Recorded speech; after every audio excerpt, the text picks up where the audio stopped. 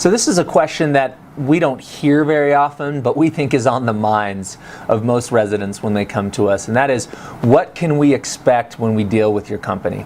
And really, it's the fear of the unknown, right? We've all heard clients have bad experiences. We go into the chat rooms and we see what physicians and residents are saying about their mortgage experiences because we want to learn from you. And we hear the horror stories. We've seen more horror stories in these chat rooms and online about physicians that have bad experiences. And if you have been there and seen those same things, then I'm guessing you've got some fear and a bit of apprehension about that. So let me tell you how it will work when you work with us. We're first going to start with a compatibility interview. This is where we decide if we're right to work with one another. I'm going to ask some questions of what your situation is, what your student loans look like, how long your new residency contract is, how early before your contract date do you want to start. And then I'm going to say, okay, I've got a couple of ideas, and then I'm going to answer all of your questions. At the conclusion of that, we're going to decide if we're right to work together, if you feel comfortable, and then we move forward with the application process. Very streamlined, 5 to 10 minutes online, we can take care of that.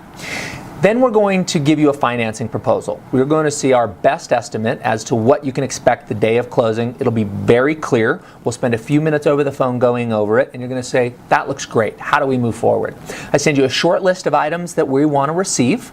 We're going to do a full pre-underwrite on those items. Very different than what most loan officers do, and this is how loan officers get in trouble, is they do pre-approvals. We do a full credit and income approval, which means that our in-house initial underwriter is going to pre-underwrite all of your documents, your employment contracts, the information about your income-based repayment, all your student loans.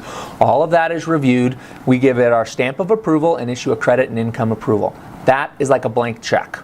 If you find a house, it appraises, there's no problems with the title, we have money for you, we've committed to lend.